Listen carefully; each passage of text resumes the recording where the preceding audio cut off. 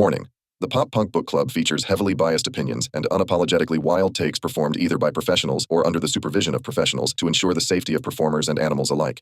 We may sound confident, but our views are based entirely on personal feelings. Accordingly, the PPBC and the producers must insist that everyone attempt to recreate and reenact these stunts and activities. Join us at poppunkbookclub.com. So, where do we go from here?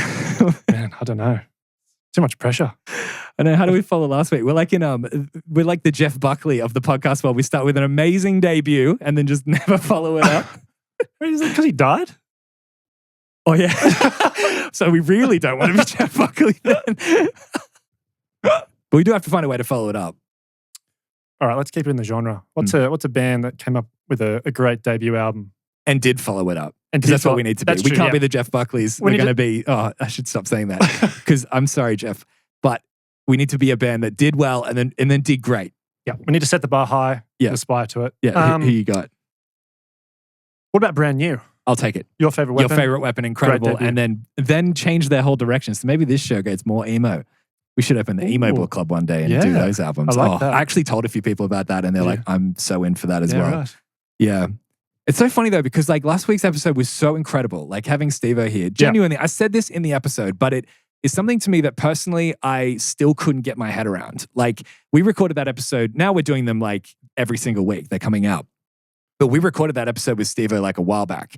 And ever since then, like I said it all the way back then, and that's been my biggest takeaway from the whole experience, is that this is the house I grew up in. Like I literally fell in love with Does This Look Infected in a room over there. And if I could have told my 15-year-old self that Steve-O would be in my house one day to sit down for like 3 hours and chat about Does This Look Infected, I just wouldn't have believed it. No way. Like at that, I was thinking throughout the week, like what actually was going on in my life at that time. And at that time in my life, I was just about to go in to record my band's first demo ever. Yeah, like right. When we were You're talking about when that album came out. Around Does This Look Infected time. Sure. So while I was listening to that album, like that was where I was in my music journey, so to speak. Okay. So it like really came to me at a really good time and really influenced me. And it reminded me of what happened the night before we recorded that demo. So we're like 14 years old. Yeah. And it's really funny because that was a present that my mum and dad got me for Christmas, was recording time at a local recording studio. Yeah, turns out Silverchair recorded their first demo there, which was crazy. So anyway, that's a long story short. In Cardiff? Yeah, exactly, around the back. So we recorded our first demo there as well. And we're so excited. Like it was a huge deal. We were like, we'd had a couple of demos we recorded at home, but this is like a proper recording studio. We felt like $1 million. We had friends come into the studio. They'll film it. I've still got video of it. I could show it sometime. We should put that on. We should react to that. I'll show you recording our first demo. But at that studio was like, it had like a proper mixing desk. We worked with a proper engineer. It was getting mastered, like, big deal for us. So we were so excited the night before. And we were in just that room outside there. All of us were sleeping over. And it was me, the bass player Luke, the drummer John, and our friend who was managing us at the time, who was helping us out with a bunch of stuff, Leighton. And we didn't have enough beds. So I slept in my bed. John slept under the pool table. And Luke and Leighton slept on the futon. And under the pool table? Yeah, well, that's just the only way it could fit people in. It was like a mattress on the ground. We were just so excited that like I got up so early that morning. And I went up to the top, like upstairs on the deck outside, and was eating breakfast or was getting breakfast. And it was such a big deal that I'm sure like breakfast got made for us and stuff. Like, it was so sick. Mum's putting out the spread. Exactly. So John and I are at the back having breakfast. Then Leighton comes up and he was he's such a legend, but he had this like little like eccentric quirks about him and stuff. And he fell asleep for some reason on the futon with a drumstick in his hand. Like fell asleep with it in his hand. And when he came up, he had it in his hand still. And I was like, did you hold that all night? He's like, I think so, man. I woke up in the morning with it in my hands. And I was like, that's really funny. He said, no, the funnier thing, man, is that I had this dream that I was jousting. And we found that so funny, the idea if he falls asleep with a drumstick in his hand, he's like dreaming about riding on a horse and jousting. And I'm not joking. This is something we've always thought about since then. But then Luke came up after probably 10, 15 minutes later and goes, man, I was like, hey, dude, how you doing? You good? Ready for recording? He's like, yeah, man. I just had the weirdest dream last night. I had a dream I got abducted by aliens, got probed in the... So I was like, man, Leighton just had a dream about jousting, and we just did not let that go. That was so funny. I thought it was going to be that Luke came up and was like, oh, I had this dream. I was getting like hit in the back of the head with something. And I had a dream that he got probed by aliens the night before we did our first demo. Meanwhile, Leighton is dreaming that he's on a horse jousting. I have no idea what went on, if there were splinters involved or whatever. But that's exactly where I was at that time of my life. Like, you know, recording my first demo. Now we're all like grown up now, but we can still like look back on it and enjoy it. It's pretty sick. It's a circle of life, as they call it, right? I don't know about growing up. I'm a bit worried. My hair looks like I'm trying not to grow up too much. What do you mean? I don't know. Like, do you ever get a haircut and you think that it's like you're trying to act like you're Do I ever get a haircut? Not often. Well, I like asked for what I normally get, which is like 0 all the way around like the side and the back. And the guy's like, yeah, like barbers are like, they're like overly opinionated about things and like way too confident about stuff. He gave you 0 dignity. This guy's, and they've always got like interesting opinions. This guy's like, you've got a thin neck. It's like, if I'm never letting you not know that. I was like, look, it kind of makes sense. I kind of understand where you're coming from. But he's like, if we go like 0, like too high up at the back. You're like, thanks for the new insecurity. You're just sitting there, you've got a thin neck. Oh, okay. I've never thought of that before. I don't have enough to worry about. He's like, yeah, if we go 0 too high, it's like you're just going to accentuate your neck. I'm like, all right, man, you're the boss. Like, you go for it. You're also like 6'6". Not many people have seen the back of your neck while you're walking around, so it's all good. But also, like, he starts giving me advice about like other areas of my life. He's like, what? He's like, oh, you shower with water that's too hot. It's like, the water's too hot in the shower. I'm like, what do you mean? Like, how do you know what I'm doing in the shower? That's funny, man. Yeah. What, is it because your skin was dry or something on your hair? I think so. Yeah. I think so. Haircuts are a soft point to me because I remember back like in the day in high school and stuff, everyone had like wanted the emo haircut. Yeah. And like I remember when bands first came out with fringes and stuff. Yeah. I started, not the band I recorded the demo with, but a side project band that I started, if you remember that, during high school. I missed out on being the front man of that band because the bass player in that band said to me, do you remember me telling you this? That like I couldn't be the front man. He had another guy lined up. Sure. But I didn't know. It's not that I assumed I was going to be a front man, but I was told hard and firm, like, by the way, you aren't being a front man. Believe it or not, his name was Luke as well. Luke's going to be the front man of this band. Yeah. And I was like, oh, okay. And I didn't be like, oh, why? Like, is he a better singer than me or a better songwriter or something like that? And I just got told before I didn't have to say any of that. I went, oh, okay, yeah, no dramas. That could have been it. And I just got told, yeah, because he has a longer fringe than you. And that was the reason. So I missed out being the front man of that band because the other Luke had a longer fringe than me. That is the most mid-2000s way to not get a role in a band because you don't have the fringe. I just got to grow my hair out a little bit longer. But that was it. Everyone's got longer and longer hair. And I remember thinking at one point, oh, my hair reaches my eyebrows. It's like the Tom DeLonge length. And then Adam Ozara came out with the massive fringe. And the people had, Bert McCracken from The Used had long hair. Then Under Oath came out. I specifically remember times when you'd come to school and you'd pull it down over your chin and you'd be like, oh, look how long it is now. Yeah. That's so funny to think about. Luke actually reached out to me the other day. Oh, yeah. Yeah. So speaking of memories, do you remember when needed a because he didn't like and then he says, oh, man, you got about a back the out.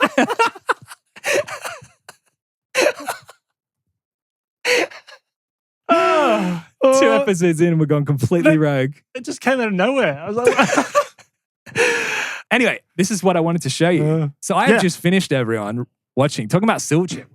They recorded their first demo. I finished Ben Gillies and Chris. I've never known how to say the last name because I don't think I've ever heard it pronounced. Jonah, would you say? Yeah, I've never been sure either. Yeah, Chris and I've Jonah. deliberately not said it out loud to avoid the embarrassment. True, same. And it took me for like the whole book to be like, is it this or is it that? They are the bass player and drummer from Silverchair. And this book, I got it for my birthday. And it was absolutely unreal. It was so good. It's actually really crazy hearing them talk about recording. Did you get any other books for your birthday? Yes, I did. Thank you very much. And I will be reading that one next. We'll talk about that. I'm more interested to know, like, why did you choose to read that one first and not mine? I was already reading this one when you gave me that one. Yeah, and I need to finish that. For real though, we're going to do, like, if there's ever a time that we can't do a book club episode or whatever, and we're still going to post, we're going to do, like, pre-record actual book club stuff. So we will talk about the one that you got. Literal pop punk book club. The literal pop punk book featuring club. a non-pop punk band known as Silverchair. Yeah, the first one I mentioned is actually Silverchair. But it's crazy because in this book, they talk about recording that first demo. And I was literally, at the time that they were recording that, I would have been 6 living about 50 meters away in the house that I grew up in at the exact same time. But Anyway, I wanted to show you something in here. You haven't read this book, right? No. Yeah. So anyway, there's a funny story in here that is relevant to the Pop Punk Book Club. Thank you very much. Cool. And I want you to read it. It's very funny. Okay. It's a really cool little anecdote, and I figured that everyone out there. By the way, if you like Silverchair, if you are a fan of like 90s, 90s music, I guess, but just the 90s like scene, this is incredible because if you don't know, they were a band from our town that blew up at like 14. Like they were so young, 14 or 15, and then they become really big. And they talk about the fact that they had to do like schoolwork, and then they're playing like, New York City for MTV or whatever, over the streets. You can look up the performances, like playing huge festivals and then coming back to going to school. And I remember hearing like Daniel Johns talking about going on tour and then having to go back to school and getting bullied. Like when you go back to school after being like on a massive world tour. They do talk about that. Ben talks about it because they were like best mates. Anyway, this is a really, really funny story, and I want Sam to read it. So a little bit of book club like reading as we get started. This is an uncomfortable time to have to tell you this, but I don't know how to read. You put me on the spot. Am I reading this aloud? Yes. Read it to yourself, and then of course you're reading it out loud. New York, United States, 1999. Is this going to be on the screen so people can read along, or are they literally just listening to my voice? Too much admin. Okay. Greg, I want to get started on this one. I'll take you a little while. What is the point of asking him? People don't know that. We seriously, I know we're just like a brand new show. We shouldn't expect too much, but whatever the lowest amount of expectation is for a producer, he somehow manages to go under that every single week. He does nothing for us. Don't know why he's here. The Russian Vodka Room is a bar in New York famous for its infused vodka. The strawberry-infused vodka tastes like you're drinking a healthy berry elixir, but it's actually straight vodka. We're drinking the strawberry juice by the martini glass. We've just played at the Roseland Ballroom with Blink-182. Now we're celebrating. We can legally drink in Australia, but we're not 21, so we're still underage in the United States. No one asks to see our IDs. It's an open bar, and Sony are picking up the tab. Ben is thirsty. He drinks 3 strawberry-infused martinis in the space of 20 minutes.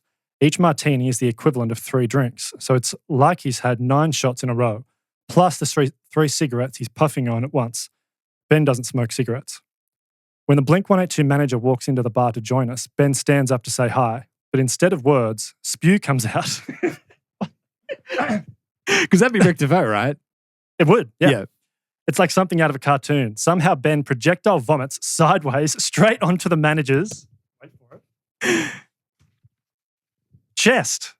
His mouth is a hose. Trying to make a good impression. Ben panics and tries to avert the flow. But instead, the stream of spew is directed straight down the manager's body from his chest to his feet.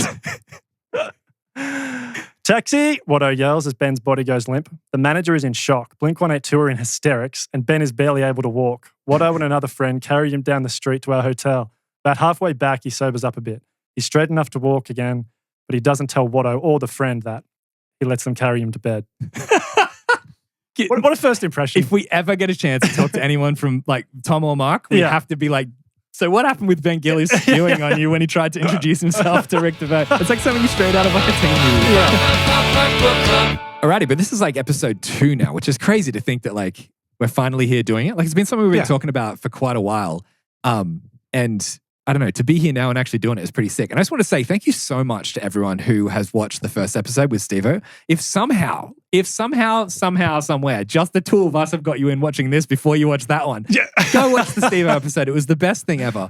But I mean, it's like, I just can't say it enough, man. Like genuinely, like people have asked me ever since that. I think we blew a lot of people's minds when I randomly put up on my personal Facebook, hey, look what I did today. I got to sit down with Steve-O from some point. Humble brag. Not so humble brag. Yeah, but like people just messaged me being like, what on earth? Yeah. Because no one really thought he was in Australia. But 2, how did that happen? And 3, what's he like in real life?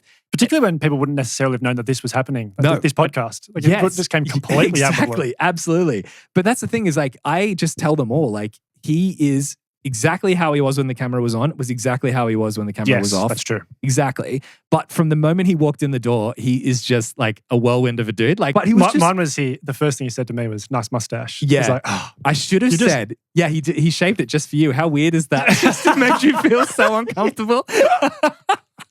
I thought about that later and I was like, damn it.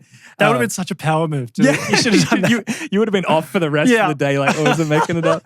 But like, that's the thing. Like, I remember, like him. It's just, I don't know. I won't go into it too much. But like, I can just say that from the moment he walked in, my biggest regret. It's not really a huge regret. It's just I wish we did. I wish we had the mics on from the moment he came in somehow. Yeah. Because from the moment he came in, like, there's a lot of stuff referenced at the start of that episode that we are referencing something that just happened 15 minutes ago. Like, immediately I said to him, oh, welcome to the dollhouse. Because that's the first thing he said when he came in. Yes. He's like, wow, this looks like a dollhouse or whatever. And he's like, my wife thinks that, hopefully you come back because like that type of thing. He's like, it's like a Silence of the Lambs thing. And that joke saying, oh, look, yeah, the doors don't have handles on the other side. And we're mucking around about that. So there's so many references that we're already like making in-jokes within the first like 5 minutes. But it was also when he was talking about heaps of stuff, he ended up talking about, we talked about a bunch of psychology stuff, which is why he said talking about psychology, because we had just talked about that. He was talking about his wife and all the projects she's been involved in. Yes. And then he said, oh, she worked on Pennywise albums. And I said, oh, which one? And he said, Straight Ahead. And I was like, you mean this one? Yeah. But yeah, exactly. I think So she was worked a on- sound engineer or something. Yeah, an assistant engineer or something. Yeah. And but then he went on like a whole tear telling stories about Fletcher and Pennywise. Yes. And like that was the stuff I just wish I could have got for you guys. It was so funny. But if we ever get him back, we'll be like, tell us about Pennywise, because it seems to be that whenever Fletcher's mentioned, it's attached to a hilarious story. Yeah. Mark Hoppus tells a few in his book as well. Yeah, definitely. But I just like sorry. I was going to say, like, how generous was he with his time? Oh, he man. spent like, how many, like 3 hours with us? Yes. At no point was he like... It went longer than that too. Yeah. We wanted it to be 3 hours, but it went a bit later. And he was fine staying to do the whole thing. And that's the thing I've just been honestly thinking about all week, is I just keep thinking, who does that? Like, who? I know he's like, oh, we were coming through, we were driving through anyway. Like, it was convenient. Like, so therefore, it's all good. Like, he plays it down. But it's not a small thing. Like, who gives up 3.5 hours of their time for a podcast that literally has 0 followers? Yes. Like, we are just getting started. And he's like, yeah, I'll come do it for you. Like, I don't know. That to me says so much about him as a person rather than, I mean, musical accomplishment aside, and that's already impressive. Like, to me, that just goes to show he's just such a good dude. Yeah. But so anyway, appreciative of that. But we use so much of the time that we have a segment that we usually do when we chat back and forth. By the way, I will just make this clear, because I don't know if we'll clear in the first episode. We haven't rated any of these albums with the new system. So I think I was talking to someone about it and they said, oh, you've already rated the albums before because the book clubs existed for 5 years. That was just us being like, we listened to the album and be like, oh, let's chat about it. What'd you give it? Oh, I give it a 5. And it was like so arbitrary. It had no real meaning to it. And then we would talk on Facebook Messenger and have about that much writing on the screen about our thoughts. We're like, we'd love the idea. I mean, every time we'd meet up in person, we would end up chatting heaps about the albums. So we're like, let's give us an excuse to be able to rant about the albums a bit. So we haven't done any of the new albums with the new system like this, like to be able to rank it this way. So this is all new for us to find out exactly how we feel about it. So just to make that clear. But we didn't get to one of the segments that we like to do, which we came out during the pilots, which is, I got a baguette right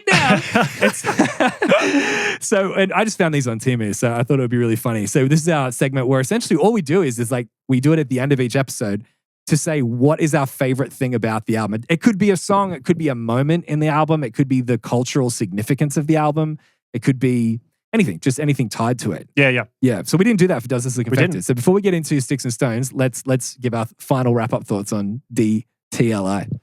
My wrap-up thoughts and what I've got a baguette for is just how consistent that album is, like from start to finish. Like it's got amazing songs on it, but it's not so much like the individual songs. It's the fact that it's like from start to finish, it's just like, it just keeps you the entire way. Like that album literally starts like spitting in your face. That's a good way to put it. And then grabs you by the balls and like does not let you go for what, 31 minutes. Might be a kink for that, you know what I mean? I'm in. That's it. Like that's the thing about that album. Like it's, and Sum 41 do that with most of their albums. Like they just know how to write a good 30-minute pop punk album that... Well, Steve was saying that about their live sets. They put a lot of thought into how the energy flowed on the live sets. It goes to show they take that same energy to the actual album itself as well. That's a good one. You're right. It spits in your face. And at the very end of the thing, he's like, get away, I'm about to detonate. And then he just relaxes. Yes. It's like just an angry 30 minutes. Yeah. Pretty much. Yeah. That's what I've got a baguette for. Yeah, right. Okay. Well, just to be quick, I think my baguette is, I kind of touched on it in the intro, but it's just been an album that I've grown with so much.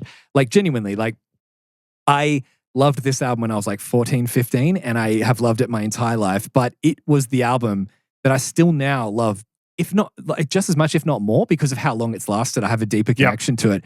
But it's the album that got me into like a lot of, and the both of us probably into a lot of heavier music as well. Yeah. Like I grew up on a lot of metal, so like I listened to a lot of heavier music, but this allowed me to find that path off pop punk to get to the more like heavier sounding pop Yes. punk bands probably bridge the gap between like pop punk and like Under Oath for me. Sure. Because I don't think I would have gone metal to Under Oath. I would have gone metal to another direction. Yeah. Anyway, Yep. but does this look affected to me? It allowed me to take a path that I probably wouldn't have taken without that album. But now I'm looking back going, I can just appreciate the album for what it is rather than what it was at the time while the culture was there. It takes sometimes for you to look back on it to go, how was that just not a trend, but like a fad at the time, or like something that was popular at the time? Or was it something that actually deserved the attention and focus that it gets? And I mean, I really feel like it's the latter. And that was what I was thinking about just on the drive over here tonight, was like, if I didn't listen to that album that day and didn't send you that message saying, dude, how good is Does This Look Infected? Yeah.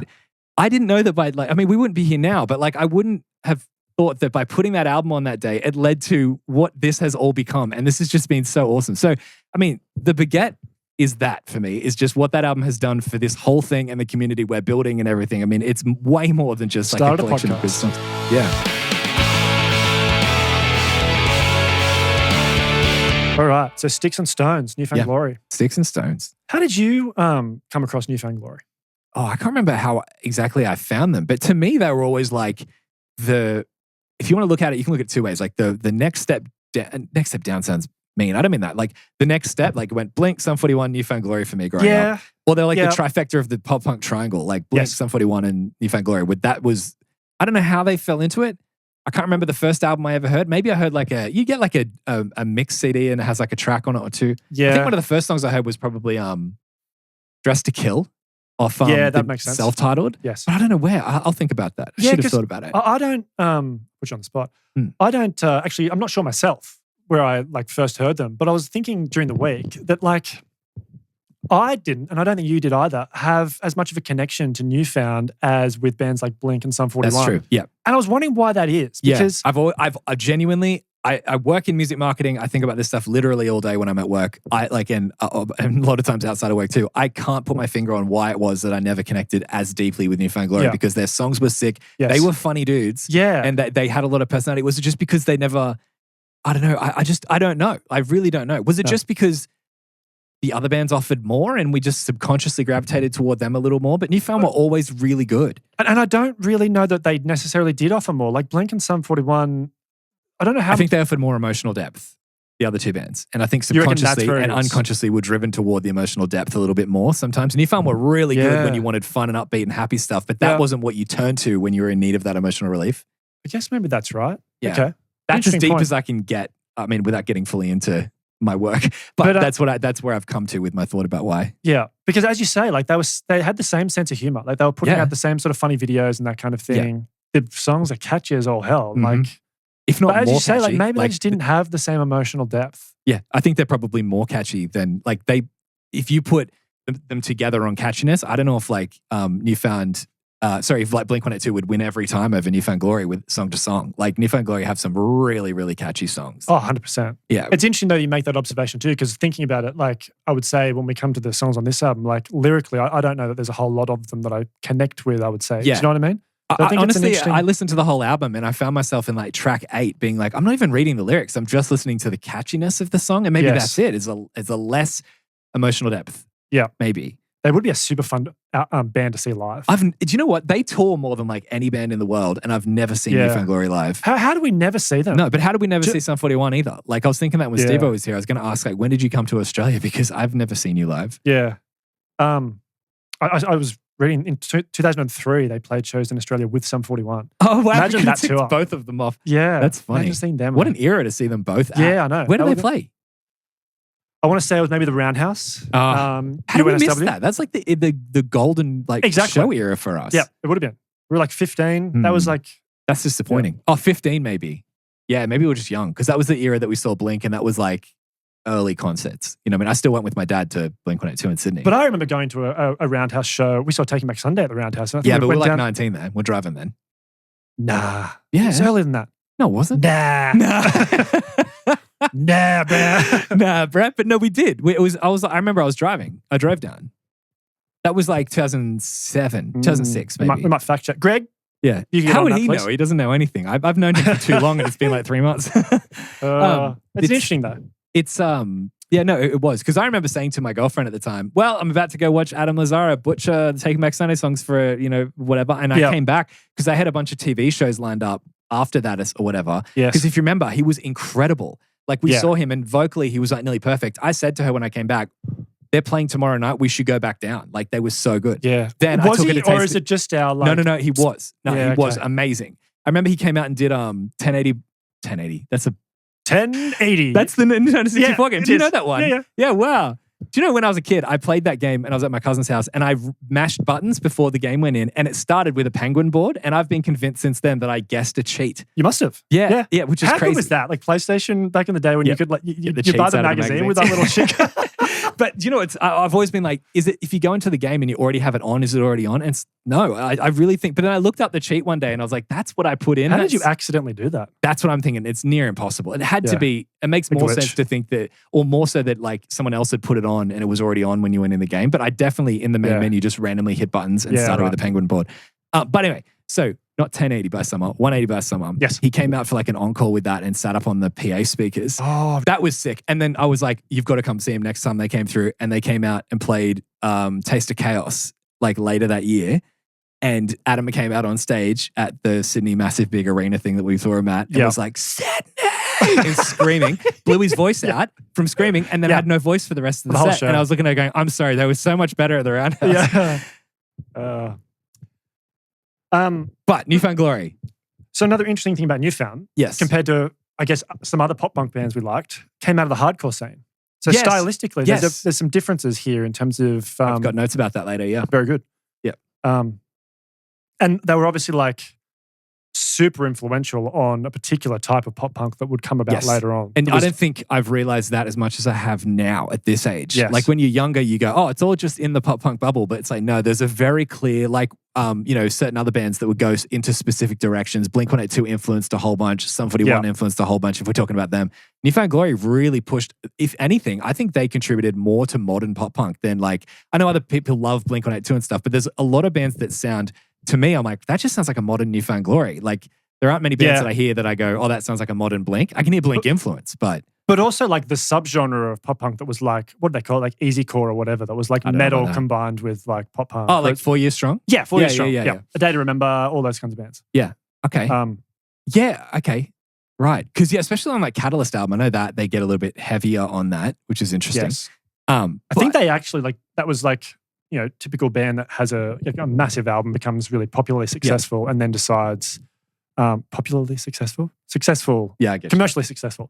And then decides, no, we need to kind of lean more into our kind of like roots to try and show that we're not, kind of like Does This Look Infected in a weird way. A little bit. Yeah, exactly. Yeah. And so I think they deliberately like kind of leaned into the hardcore, not hardcore, like, but it's hardcore. Kind of like definitely stylistic elements. Definitely. No, yeah, it's definitely. You can tell that, is it Chad, the guitarist? I think he is really into hardcore because he seems to have always given me that vibe that he is into hardcore music. Yeah. And they had their like hardcore side project. Yeah, that's what I'm thinking. Yeah. There was an international super. Is that one? Yes. Yeah, I haven't heard much of that. Yeah. There is like 40 Newfound Glory albums. So I've listened to a lot of them, but not all of the stuff they did. But this album, Sticks and Stones, I do remember listening to this when I was younger, but perhaps it was just like individual songs. As you know, I'm a shocker for buying an album listening to like one song. Yeah.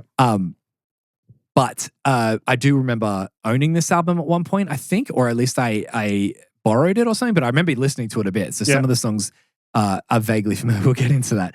But it's obvious that this album has been so recognized for what it did for the genre and recognized for what it's done for the pop punk scene. Because it says here that Kerrang rated the album number 3 on its list of the 51 greatest pop punk albums ever. And then Rock Sound included the album at number 9 on its 51 most essential pop punk albums of all time. Yeah. Like it's in the top 10 for like multiple lists of the greatest pop punk album ever. Yeah. I can see that. Absolutely. Like when you think about that early 2000s wave of pop punk, like those bands that kind of came after the late 90s bands, this is like quintessential. This is like, and these guys kind of led the way, I think. Yeah. So like clean, so like precise, so like upbeat and happy and poppy. Bright production. It felt like they extracted all the fun out of like the music and just went, let's just lean into that. It just sounded so fun. Apparently they recorded this over a shorter period of time to like increase the producer said, or someone who was working on the production said, it was to increase the sense of urgency in the recording. They wanted to get that Newfound Glory live energy, and they thought they could do that by condensing it into a short time frame of like, let's get you in and out of the studio. That's interesting. Yeah. Because you hear about some bands when they're like, we want to kind of like record our magnum opus. We're going to go into like rent a house for 9 months. Yeah, definitely. Whereas you think like another approach is let's get in and do it really quick to try and capture the energy. Yes, exactly. I like that. And as Steve-O said, sometimes the first take's the best take. Yes. You know what I mean? And like when you're capturing emotion and energy, that's a really good way to look at it. Talking about the producer, did you see it's lost my notes? Neil Avron. Right. Who I didn't know that guy by name. Do you know him? I don't think so. No, I didn't. But he has done some massive albums. Right. So he basically did all of the first 3 or 4 Fall Out Boy albums. Okay. He did Yellow Card's Ocean Avenue and Lights and Sounds. Yeah. Did Weezer's Make Believe. Wow. Did a Switchfoot album. Switchfoot. Linkin Park album. Like he's done some massive albums. Far out. That's crazy. Yeah, but I didn't know that, but it makes sense because it's so good. Like, yes, it sounds like all those people you're mentioning, they achieved a certain level of status, and a lot of that's to do with their music, of course. And I think this is obviously on that level as well. And perfect for like what this is trying to be. Like the production is perfect for that. Yes, absolutely. Another thing though about their history, I didn't know this. So you know how they did the album of covers that was called From Screen to Stereo? Yeah. So that came out after they did their first album, which was Nothing Gold Can Stay, right? Which came out in like 99, which I never really knew. It had like the earlier version of Hit or Miss on it, but like I didn't know that album. Yeah. So 2s and 3s is on that album, which is one of my favorite Newfound Glory songs. Yeah, cool. Yep. But that From Screen to Stereo came out like after that. Straight away. Yeah. That sounds like you would do that once you have a little bit of like fan base to play with and market share or market, not dominance, but like market presence to play with. Yeah. I just always assumed that it must have come out like after they were already a massive band. Yes, I agree. They did that first. Wow, that's crazy. That's really interesting. Should we jump into the song ratings? Yeah, I'm so keen. Let's go. All right. Okay. Understatement. What did you give this one? I said Crown. Flame, motherfucker. What are you giving it a crown for? It's a crown, but like this is like, in my opinion, this is one of the. Did I say Flame? What? You said crown. Yeah, no, I meant to say crown. Just go back. No, we're not going back. Dickhead. I got excited then. I thought you're like, did I say flame? In a little moment, I was like, are we about to have a joint flame? No. I definitely thought about giving this a flame. Yeah. And then in the end, I was like. Didn't think long enough. No, I was short for time. I guess Flame is more like a song that you have a really deep emotional connection to. And I was just like, look, I love this song. I think it's an amazing opening track. But I was like, emotionally, it probably doesn't land as much as some other songs do. But I know this is like all about you. I know how much you love this song. Yeah, I do. I love it so much. It's just, it's like so punchy just from the start, like getting straight into it. It's one of those songs that like, it's, you know, with some songs you're like, okay, the verses, we talk about this sometimes where we say, all right, the verses are like good, but the chorus is a crown or something like that. This is like Flame the whole way through for me. Yeah, it comes in so strong and punchy, and you can hear that they obviously, or at least it makes sense that they've got a strong hardcore influence because it comes in so, so punchy. And then just the cutting back to the guitar and then the vocals coming in. Yeah. And just the melody of the verses and how punchy it is or whatever, and then building to what is one of the best choruses in pop punk. Yeah. And then just the whole way through and then back to the verses again. Obviously, it's how songs kind of move. I just love this song so much, and I've always loved it so much. It's, to me, also, and I will make this point later, I've already admitted a massive fault of mine when I was younger was listening to like one song on an album. And to me, spoiler alert, the song that I listened to over and over again when I was a kid was, or a teenager, was, I say kid, but I mean teenager a lot, My Friends Over You. Yeah. So I skipped this song. It was only like 10 years ago that when I put the album on and listened the whole way through, I was like, what have I been missing? This song is so good. So that's why I love it even more. I'm even worse than that. I don't reckon I really appreciated this song until we listened to this like the first time round with the book club. Like when we initially this was one of the earlier albums that we did when we started doing it. Yep. Because previously I think I was just like you, like My Friends Over You. So weird. Like those sorts of songs were the ones that I listened to heaps. Yeah, makes sense. And Understatement didn't give us much time to. And then I was like, what? Like, how did I miss this? Yeah, it's genuinely so good. But it's true though, because after listening to it that time, that's where you and I started being like, is this the greatest opener, like on any album? Like, and we used to say back and forth, is it this or Dumpweed? Like, in our opinions, in the pop punk genre. Yeah. What it is. So you know what that brings us to? Ooh. The first official Pop Punk Book Club draft. So Sam and I have talked about this. We talked about doing it. I figured why not now? Better time than ever.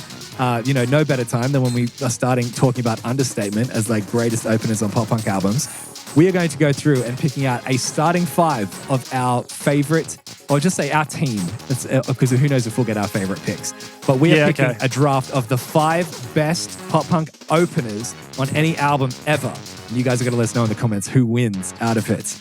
So first of all, we have to find out who's going first. We do. Yeah. So how are we going to figure that out? I reckon. Rock, paper, scissors. Nah. I wonder. We can do better than that. Let's flip a CD. Okay. Yes. Cool. Let's flip. Neutral party. Well, you might pick a weighted CD. Does that exist? I came in beforehand. Flip the Boxcar Racer one. Okay. Yep. Get pranked. None in there. All right, you can pick whatever you want. What's the story here? I don't know. What happened to the CD? I don't know. Maybe Steve. I could just see it and I was like, yeah, maybe he did. I'm going to flip Dude Ranch. All right. So you want Bullets or Shiny? I'll take, well, theoretically, Bullet should be heavier, shouldn't it? Well, theoretically, you pick the Shiny. CD I should pick. Oh, okay. All right. Okay, I'm going to go Shiny up. There we go. There we go. Good one. Shiny up. Yes. Yes. Well, it's no surprise what I'm taking first. At number 1 pick in the Pop Punk Book Club opening song draft, it's a 5-piece coming out of somewhere in America because I don't know enough about them. It's Newfound Glory with Understatement. I'm taking it as the first track. I'm so first stoked. overall. Yes, I'm taking that as a number 1 that means pick. you're saying that is the greatest pop punk opening track of all time. That's I think what you're so. saying. I've compiled a massive list here, everybody, of the opening tracks that I think deserve consideration. And I said under oath. Understatement deserves the number 1 pick, in my opinion. There you go. Yep. I'm so stoked that I got that. That is my number 1. Question. Yeah. Are we restricted to a certain number of songs by certain artists? bands? I thought that, but I'm like, I reckon we should be. Well, okay. Yep. 1 per band. That'd be interesting. I'm going to say 2. Why not 1? Because then it's just like 1 band represents each one. Yeah, okay. And that also makes it really tricky because if you picked a band for that, you can't pick it again. I like it because I've actually got multiple from the same band up here, so I'm happy to do it if you are. Yeah. Yep. All right, with the number 2 pick in the draft coming in from USC, 6'4", 230 pounds. I'm going to take Dumpweed. Dumpweed? I'm so glad you took Dumpweed because now if you let that go, I would have had to pick it as my Blink song. Yeah. And I don't want to. Now it's gone. Like I'm happy to have lost it because it makes sense it goes second. You know what? I was like, there's other ones. I was like, I think I need to take that. But then there I was are like, so many good Blink openers. Yeah. I was like, if I don't take it, then Jay's going to get it for the next pick. And then, yeah. Well, now I can play a little bit. I don't have to stress about my Blink picks because you can't pick another one. So I can let that go lower. All right, so that's actually true. You could save that now. Yeah, I can. Yeah. Well, with the number 3 pick in the Pop Punk Book Club Pop Punk album opening draft, it's tiring to say, it's a gigantic, monolithic, legend. Giant? I've run out of descriptive words for the impact that these dudes have made on the scene. 1994 vintage. Coming out of somewhere in America, because I don't know enough, I'm taking Linoleum by No Effects as my second pick. Well, the 3rd in the draft, but that's where I'm going. I knew you were going to take that. You look like Inspector Gadget in that coat, by the way. Do I? Yeah. 3rd pick of the draft. 4th pick of the draft. Yeah. 4th pick of the draft. I'm on the clock. Well, I've been on the clock for a while, yeah. frankly. We need a shot clock for you picking. Yeah. I'm going to take Hellsong. Hellsong? Yeah. Okay, I did not. That's not even in my list of not on your 20. List. Yeah, that I've got here. Yeah, okay. I have more than that. I mean, good pick. Yeah. That is a really good pick, but I didn't write that one down. Nice. Okay, Hellsong, very good. All right, so I'm going to go a little bit more modern for this pick. Ooh. We're going to 2019. Oof. For one of the greatest modern openers that I've ever heard, and it is all of these songs. Hellsong's a crown for you. All of these are flames for me. Every single song. Yeah, right. So I'm taking from somewhere in America because I don't know where all these bands are from. Morbid Stuff by Pup. Yep, I'm taking Morbid Stuff as my third pick. Yeah.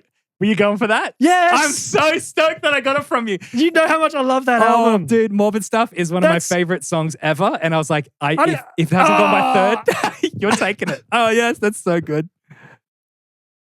Would you have taken it now?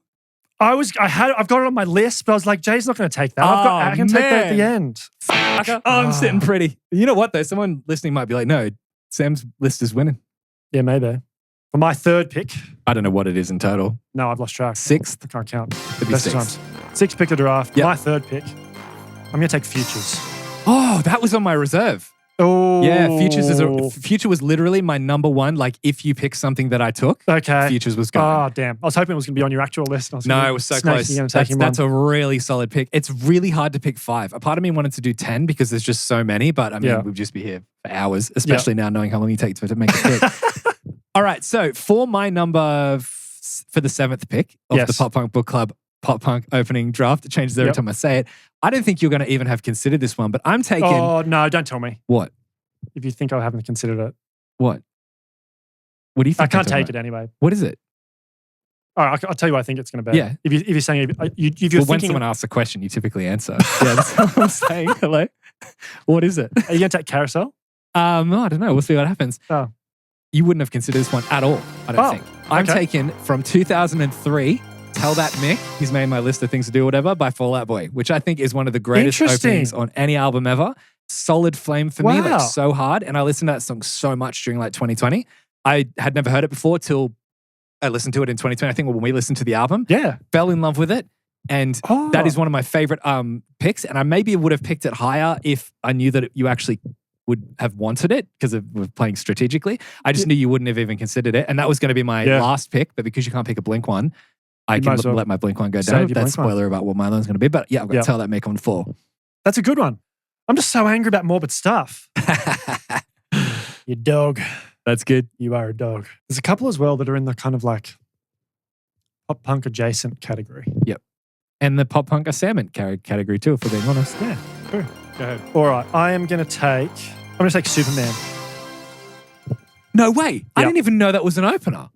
I didn't even think of that one. Of Hang-Ups. Yep. Oh, you're right. Yeah. That's a sneaky pick. Yeah. Oh, man. That was another one where I thought, Jay might take this. No, I didn't even think about that. That's a good one. Damn, you thought that like I hurt you with morbid stuff. That's a pretty big. Oh, good. You got me back a little bit there. Yeah, good. Gotcha. Damn. All right, well, okay. With my last pick, which would be the 5th pick for me, but what's that, 9th pick of the overall Pop Punk Book Club something blah, blah, blah draft.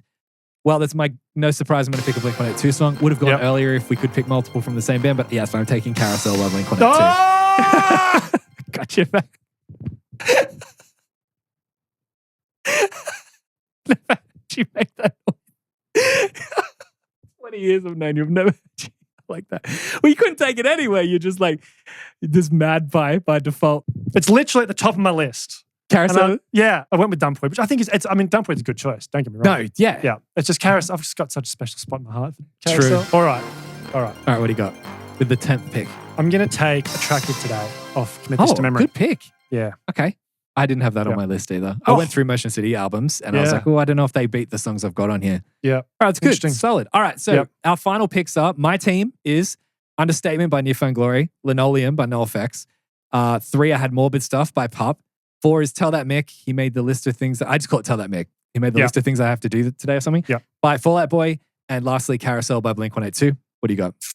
I had Dumpweed off Enema of the State by Blink-182. I had Hellsong off Does This Look Infected by Sum 41. I had Futures off Futures by Jimmy Eat World. I had Superman off Hang-Ups by Goldfinger. And I had Attractive Today off Commit This to Memory by Motion City Soundtrack. Very good. Well, you guys, you got to let us know in the comments who has the stronger team. Are you team picking wins? Team Jason, Team Sam? Or let us know. I mean, it's hard when they can't draft with us to know the picks that get taken. But if you could just pick your ideal opening draft of 5, who would it be? Because to be honest, I got all 5 of my picks that I wanted. So that's all I wanted. Yeah, nice. Just have a supercut of all the noises you made of losing out on the picks that you had. So I don't think it was the same for you. But I'm very happy. I'm very happy with my 5. Any honorable mentions? Yes, I got heaps of honorable mentions, to be honest. What have you got? Let's Grade Bop. Oh, I didn't even think of that one. Yeah. That's worthy. That's worthy of a 5. And then I was like, I don't really listen to that album a whole lot though. So I was like, I'll go with a song that I listen to. Yeah, I would say that's more of like a Mount Rushmore song than a opening track draft. Up and Go. I think that's one. Starting line. I did think about that. Yep. What about you? Any other No honorables? Cigar, Mill and Collin. Yeah. Yep. Really good one. Obviously, you got other Blink-182 songs like Feeling This. Yeah. Pathetic is a really good one too.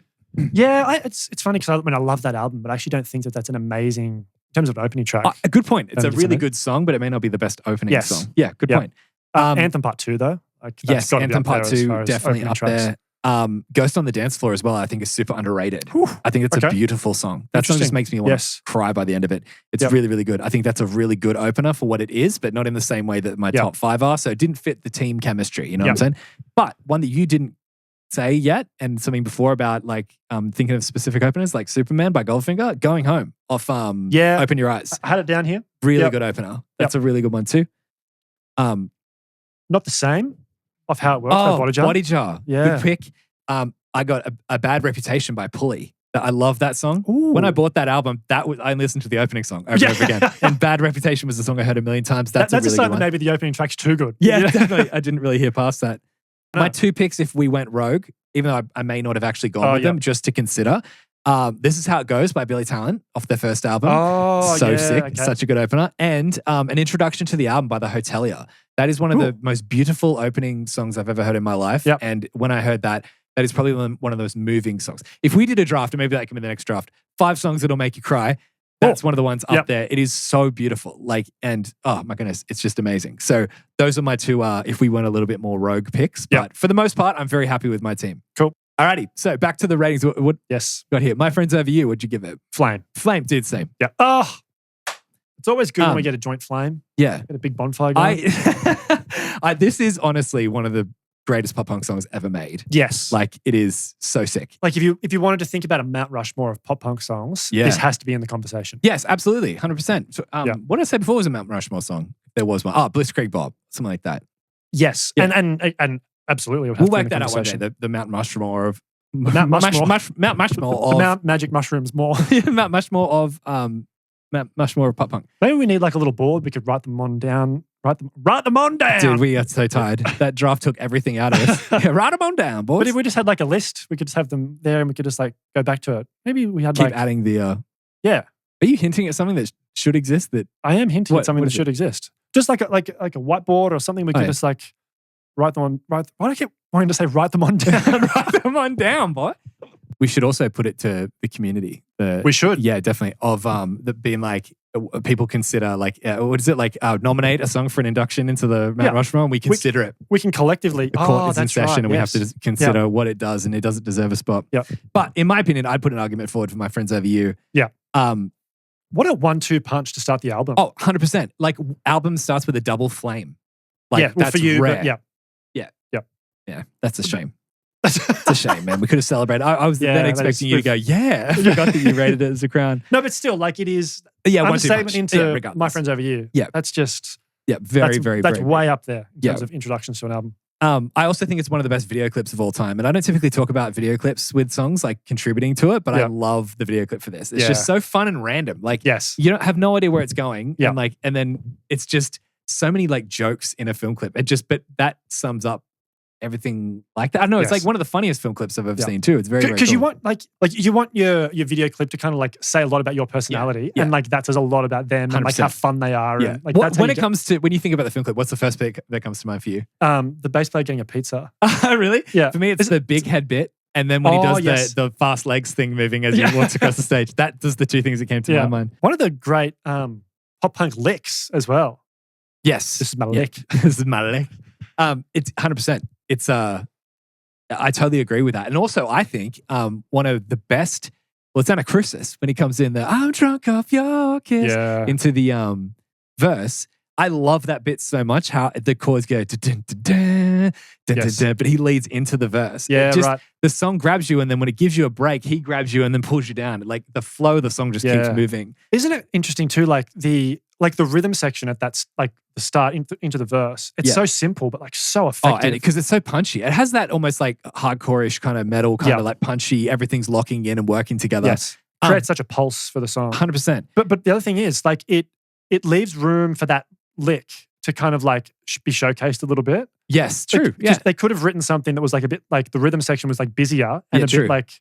But also they could have given it way more space and it would have lost the drive. Yes. So they've balanced it perfectly. Yes. I think that's really good. That line, that I'm drunk off your kiss line, I used to back in the day look around on YouTube for live performances of that song just to hear him do that line. Right. To be like, that one was pretty good. That one was also good too. And I think there was a show, it was either really good or it wasn't. That's obviously such a bad way of putting it. But I think there was one that I loved when they played outside in like the snow. I can't remember where it was, but I watched that one over and over again going, that's the best I'm Drunk Off Your Kiss. I just loved it. Okay. But it's like with Taking Back Sunday when Adam sings the I'm going to make damn sure. Yeah, sure. There's different versions of how good, if that's the part where you know if you nailed it or not. Right. I had it like a pirated version of this. I think this is really how I came across Newfound Glory. Like I had some like downloaded version of this song. And it kind of glitched at the very start. Kind of like, there's like a half skip when the song comes in. And because you know how like everything comes in on like the first beat. Yeah. I was always like, am I missing like a start of the song? Like it seems like weird. An intro that you're missing. Yeah. Because it's kind of like, they bring it all in on the first beat, which I think is an interesting decision because they could have started with like maybe like the riff is like the first beat and the full band comes in on the second. Well, when they do it live, they do the though you swear that you are true, my friends of you, and they could have started something like that too. I was like, I think I must be missing some of their song. Like, what's going on? You say that. I think I remember that of it glitching, like it like stutters, like that just brought back a weird memory. Yeah. So it says here in our little handy guide that everyone should be getting from the website because you can rate along with us. And also, by the way, do the ratings of the albums and fill them out like we do. And then just send them through to us. And we want to see what you rated, what your notes were, everything like that. We'll talk about them on the show. Include a love letter. Yeah, definitely. It says here, we were coming off the success of our self-titled record at the time, and we did a tour of the US with Blink-182, where we had, I said it like Americans. I'm learning. Yeah, I resist that. Yeah, Blink-182, as we say in Australia. Makes no sense, but anyway, where we had to close with Hit or Miss every night because that was the song, and we were wondering if we'd ever write another song that lived up to that. My Friends Over You was actually the last song we wrote for the album, and now that's our song. We have to close all of our shows with that one. I think that's so funny. Yeah. It's also like, you kind of sometimes hear that where a band like writes the song that ends up being the most commercially successful one in like 5 minutes. Right it's always that, isn't it? Yeah. That blew my mind years ago when someone told me that Damn It was written in like 5 minutes. It's like, again, just pure creative inspiration. Just let it flow out of you and then it's usually just the best thing. Yeah. I'm just going back to the songwriting. I love the second part of the chorus where it goes like down to like the minor and there's like the riff that comes over the top of it. And like the second... You mean the pre-chorus? No, the second part of the chorus. Can't remember the vocal part. Oh, yeah, there's no room left around my back. Yeah. Yes. Yep. Love that part. Flick into the minor. Yeah, very cool. It just keeps building to my friends over you. Yeah. It's like a perfectly constructed song. Absolutely. So, I do have a confession to make about this song. Sure. For longer than I would care to admit, I thought that it was my friend apostrophe S, as in my friend is over you. Oh, I thought you meant my friend. It's he owns the over you. No, it's like, I thought it was like my friend is over you. My I thought the friend's lyric was, over you. I still think my friend is over you. Like he's talking to an ex-girlfriend who's still interested in him. No, my friend's over you. Or he's talking to someone else's girlfriend. Like, I still think my friend is over you. Yeah.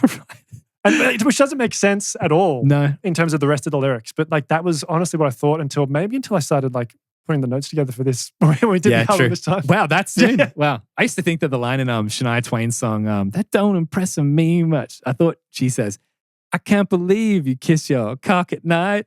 That's what that sounds like it. Tell me it doesn't.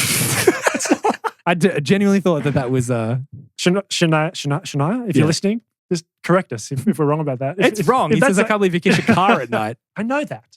No, you don't. You thought it was the same as me. We're both in this together. All right, Sunny. Yeah, Sunny. What'd you give it?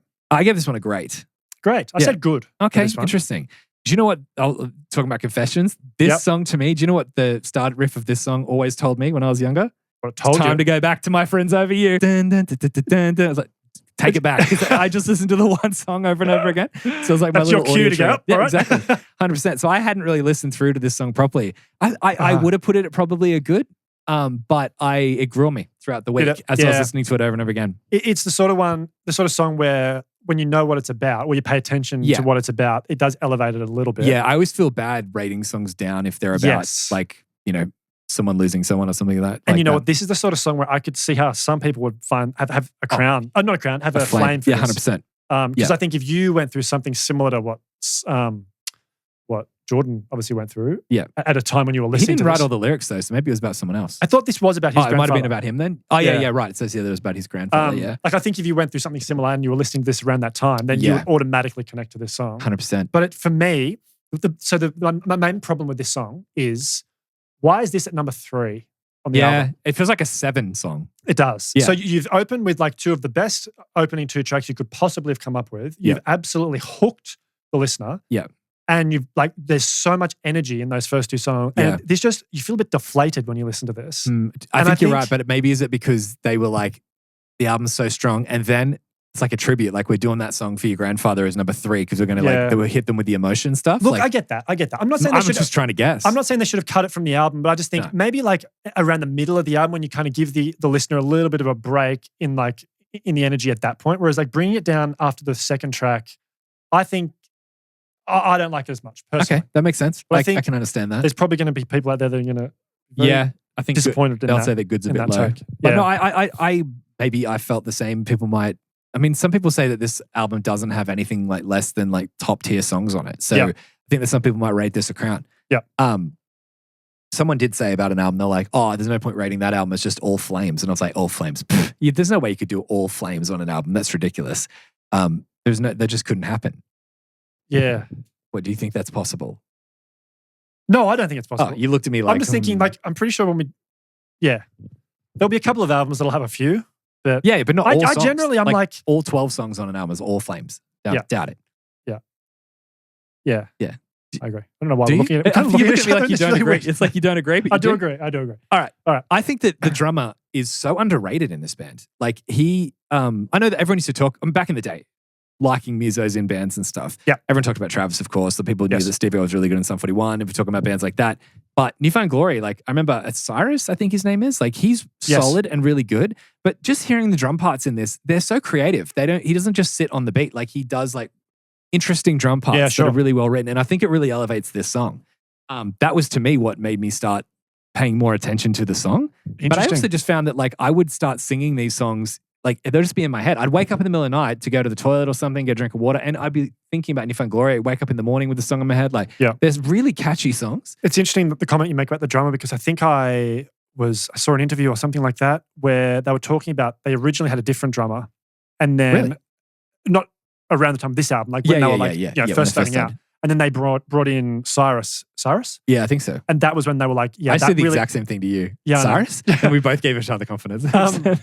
But they felt like that was what elevated the band. Yeah, you know what I mean? When they got him in. And so it's interesting that you say that about him being I think he is really good. Yeah. It's like the Travis Barker, bringing him in. Yeah. Yeah. But other than that, I think this song has a really, really good chorus. And I really, really love how the melodies move over the chorus. I think something that we'll get to later, but sometimes I can feel like the melodies they choose can get a bit drony. Like they just sit on one note. And because Jordan has such a flat, not pitch-wise, flat, like doesn't move much. There's no vibrato or movement to it. It's very like, and some people call it nasally. Like, I don't know. But if you do sing through your nose more, typically you just hit notes more flat. It can seem a bit drony and that can wear me out sometimes. In this chorus, it has like a really slow-moving melody, but it works in this song. And I think it does really well. He doesn't hold it too long or anything like that. Interesting you say that. Because I think one of the things I'd read is that he doesn't write all the lyrics. Yeah. So obviously, someone else is writing lyrics. He's putting melodies over the top of them, which is an interesting approach. Yeah, definitely. Like Elton John took that approach, and like absolutely not. Yeah, like he doesn't write the lyrics. It's like he's got like someone else that writes the lyrics, and he writes the melody. I heard his real name today, and it's like Dwight someone. Yeah. No, last name Dwight. Reginald Dwight, I think his name is. Yeah. But then he changed his name anyway. But and I think it's a similar approach here, and like. Obviously, sometimes it works amazingly. There's other times when it feels as though like the melodies rather, a little bit kind of like meandering. Like he's kind of like just trying to like shape it around the words lyrics. work. Yeah, that's a good way to put it. Yeah, that's. I didn't think about it for this song. There's another song later on where I think it kind of is a good example of it. Yeah. Okay, so something. Yeah, that's right. I had it right. Why did I doubt myself? Something I call personality. What'd you give this one? Crown. The hardest of flames for me. Hardest of flames, dude. Yeah. This is like one of my favorite songs of all time. Nice. And I've written it there. The hardest of flames at the top. I love this song so much. This is a fucking song, isn't it? Oh, man. It is so good. I had absolutely no idea before we get into anything else that Mark Hoppus played bass on this. No. Till we did this episode right now. Like this week, seeing the document we put together. Also, the backing vocals are provided by Chris Georgian, who was one of like Blink-182's managers. Like, I think he worked for Rick DeVoe or Rick DeVoe's company. Yeah, definitely. But what part do you think he sung? I don't know. So at the end, I reckon it's the bit after the first chorus that goes, hell yeah. Hell yeah, probably. And they call that backing vocals. Yeah, I reckon that's really funny. Well, apparently, is that the guy that Tom references in Anthem where he says, why is Chris marked with lipstick? I don't know if that's mentioning Chris Georgian. That's what I heard someone say one time. Yeah, okay. So I don't know about that. Anyway, about this song, why I love it. Yeah. It is maybe the most flame that I'll like, I don't know. There are other albums out there that I would give hard flames to. But this is like, the top tier of like songs that I just love so much. Yeah, cool. Like genuinely. But also, I feel like this is maybe the most flames I'll give in an album, like sequentially. This is 3 out of 4 for me. Yes. That's a huge flame ratio. Like that just Yeah. will probably make, do you know what? If it ever happens again, I'll be very surprised. I don't know if it ever will. I love other albums so much, but to give flames this close together but just goes to show about the track sequencing. Yes. Like, does that mean that should have spread it out? Well, maybe, but I was going to say, imagine if you didn't have Sunny and you went from the first 2 into this song. I'd be dead. It's like, yeah. I'd just be dead. 15-year-olds. Just completely dead. Like, I know maybe the album would be too top heavy if you did that. Yeah. And maybe it is better to spread it out. Yeah. But The reason it gets me is because it's just like concentrated dopamine of the D beats straight away. I love songs with D beats, but the way it comes in, it feels like the surprise D beats sort of thing. Yeah. But also the chorus is so good. It's like an understated, seriously, understatement chorus. I don't know if I've been calling that song understated by accident. Understatement's chorus. Yeah. It is so big, so loud. The layered, like cross vocal thing they do in the chorus as well is so good. Yeah. Oh man, it is I haven't seen them live, but this is to me like a song that if they started it live, I would just lose my mind. Yeah. It's like that time we saw Motion City Soundtrack and I never thought they'd play When You're Around live. And that's my favorite Motion City Soundtrack song. I just lost my mind. You go to see them live, they start with understatement. Yeah. My friends over you. Into something I call personality. And then Jason's just on the floor in the fetal position. Have you seen that meme of what's the dude who like owns the wrestling, whatever, and he just keeps going, further and further as things go? That's me. But it's just like, it's so much energy, right? Like, as you say, right from the start with the D beats, like into the verse, into the chorus, and it's like that big halftime chorus. Yeah, to go from D beats straight into like a halftime chorus is just one of the most punchiest things. Yeah. So good. Sort this out. Yeah, 100%. That to me just makes me want to start a pit in my car when it's on, you know? But the thing is you just like roll the window down, arms out. what? Just punching pedestrians. That's funny. That would mean in Australia that I'm on the wrong side of the road. So just reaching out the car. But the reason I love this song so much is because they have a really, really, really good live album called Kill It Live. And it used to be on streaming services. It's not anymore, but I obtained a copy of it. It is so good. What? Illicitly. Like you said, the way you say, like, I obtained a copy of it. It made it sound like it was a bit naughty. Yeah, your mic's not working. So you purchased it legally? Yeah. Oh, I can hear you again. Oh, right. Yeah, so they do such a sick version of this on their live CD on Kill It Live. And that's when I first heard it, was when I was listening to it on Google Play Music in like 2016.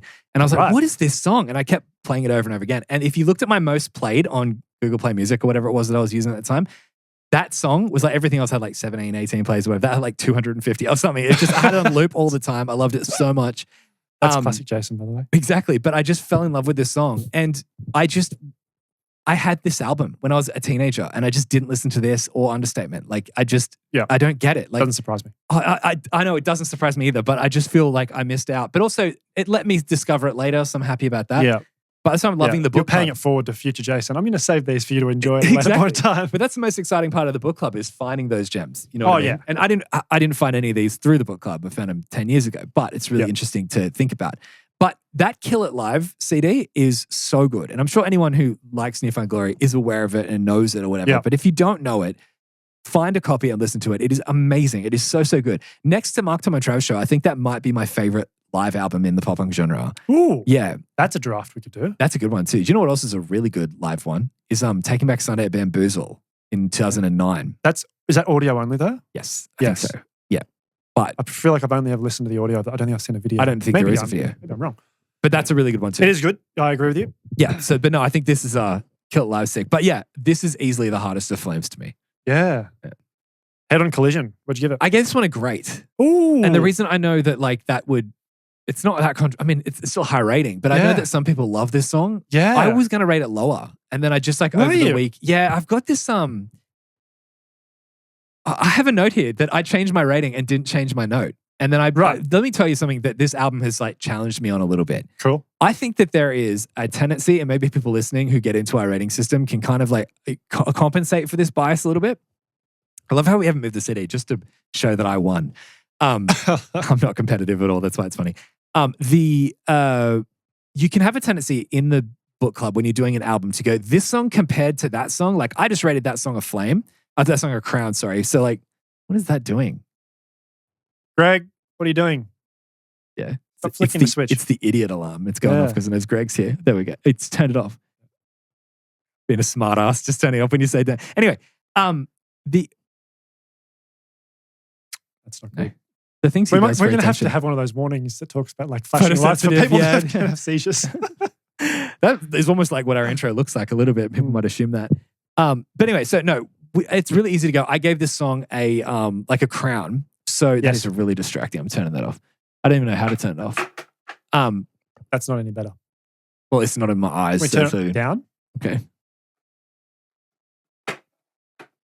Turn the marginally Oh, the one behind it is doing it too. Oh, that's all right. And also That's eventually. Little rave. It's really easy to be like, all right, I gave this song a crown. This one's not as good as that. So like, I'm going to give this one a great. But then you think about it and you go, if this was on another album, what would I rate it? And I'm like, if I listened to an album and this was the best song on their album, I would give it a crown probably. And it's like, well, then it's a crown song. Yeah. You don't compare it against the other songs on the album. You compare it at what it is. And I think Newfound Glory have a lot of room to move between their greats and crowns and stuff. I had this one down as good originally. Did you? Have you said what you rated it yet? No. Sorry. Go ahead. It's crown. Okay. And I've fluctuated between crown and flame. Oh my goodness. Yeah, I love this song. Love this song. In the end, I've said crown because again, I wouldn't say I've emotionally connected to it. Yep. The way I would with a flame song normally. Yep. You flirted with a flame, we'll say. I flirted with a flame. Yep. Yeah, I had like a little flame going and then it went out. It was just, it was like cast away. I was like on the island. I was like, the air got to it. And I didn't care enough about using the Kindle. Yeah. But you know what's funny about this? Yeah. This has been the song out of all of the songs that has been in my head the most since listening to it. I woke up multiple times in the night with the chorus of this song in my head, woke up in the morning with it's so catchy. It's good. I mean, that's why I had it as good, but that's what made me go, no, if it's that catchy and I'm liking it that much, it's probably great, but I just can't give it a crown. Wow. Interesting. Yeah. I love that it's got that slower vibe too. Yes. Like it's like, yeah, I love that. And it's this would have been a good third song.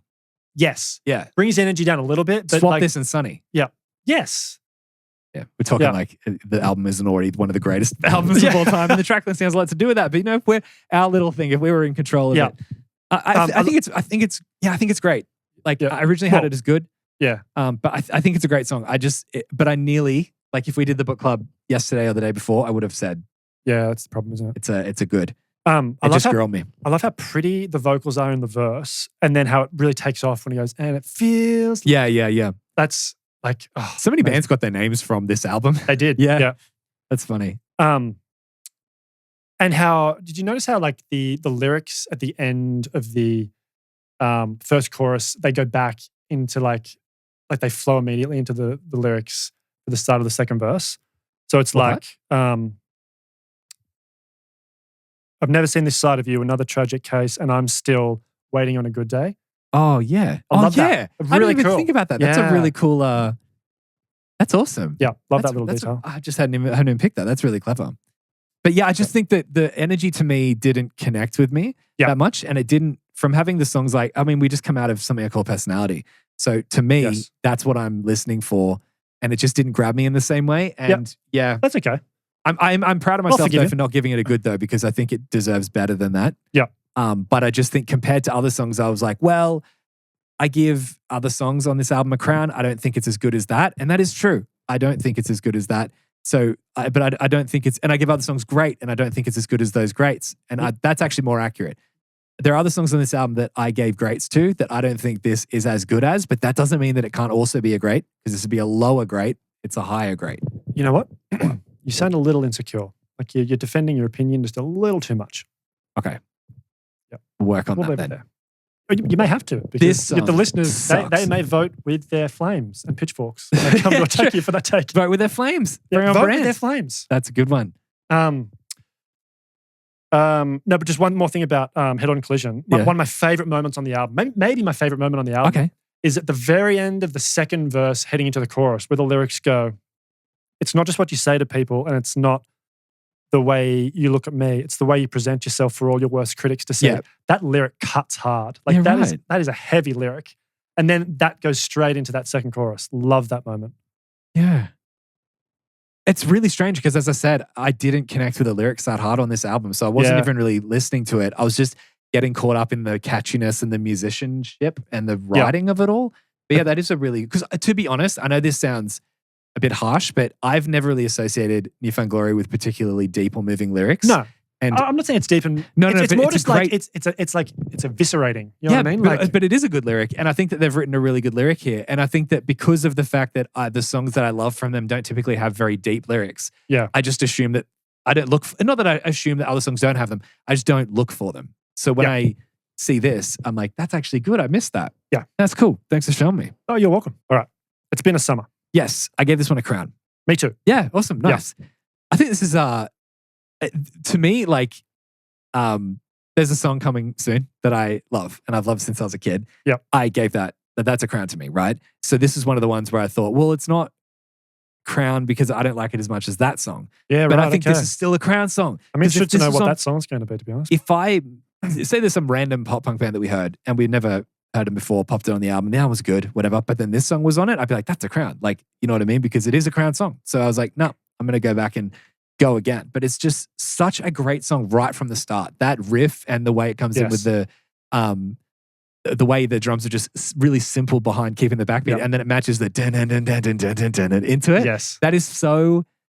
Everyone wished they had written a song like that back in the day. It's so built for live. It's so vibey. It's so good. Few of your riffs at times have sounded a bit like this. I love this riff back in the day. Yeah. So I probably did like a single string type, rockin'. Such a good, I read that, such a good opening riff into the main riff. That's funny, that's the next thing. But it's just, I love the part where it goes, and it's burning, it's such a cool way that comes in. It's super catchy, isn't it? Yeah.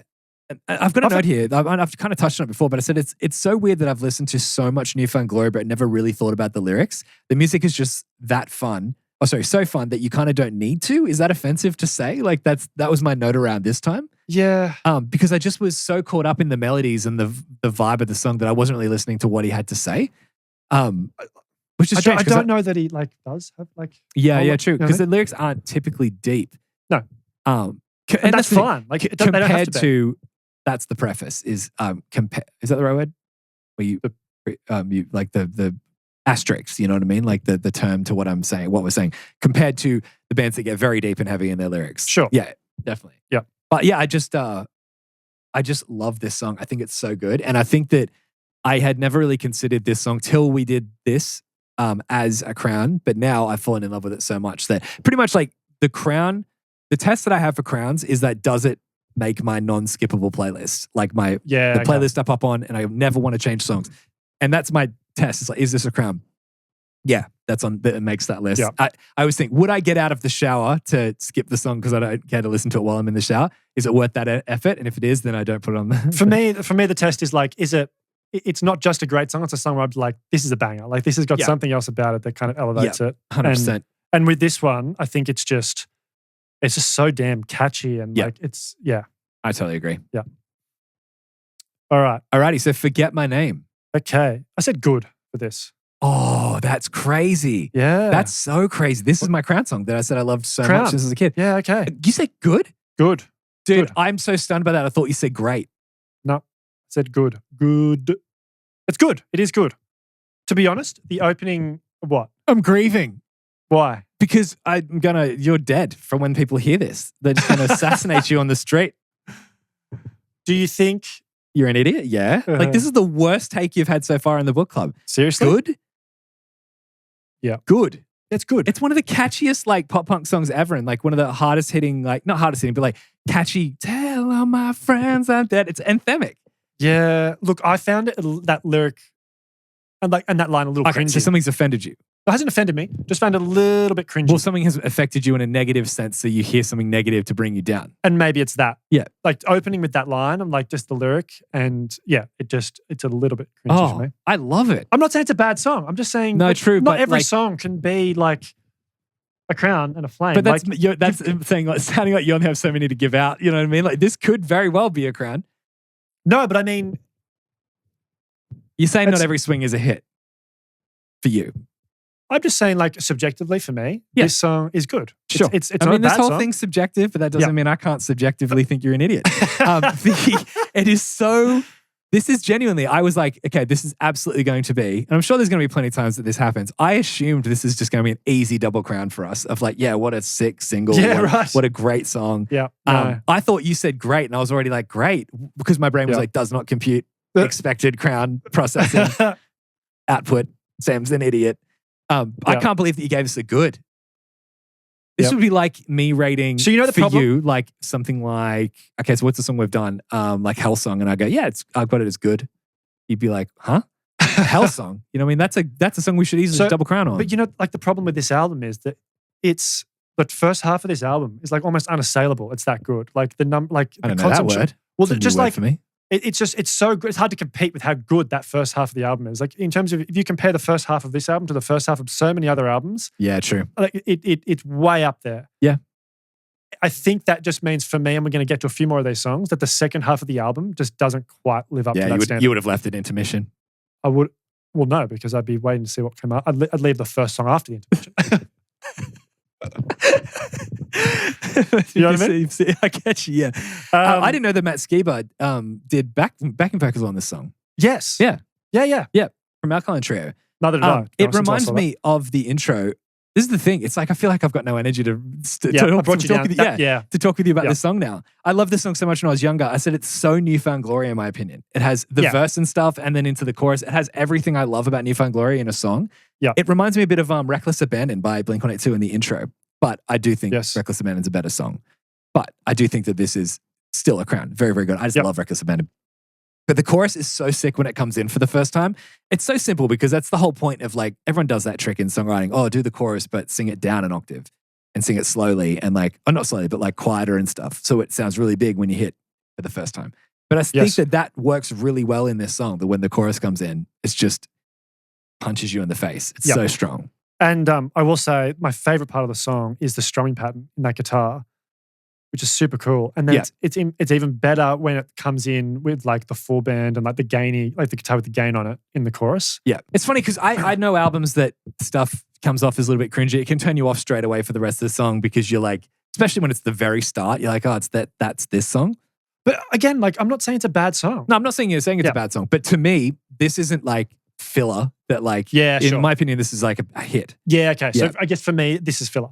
But right. Okay, that makes sense. But in my opinion, I'm like, I think this isn't a song that's clearly filler, so you would expect it. I'm not trying to drag anything up, but to me, I'm like, this is just, that surprised me. Yeah, cool. Never give up. Never give up. Yep. What'd you give up? You don't need to repeat the song when I say. I am confirming. I'm on the right page.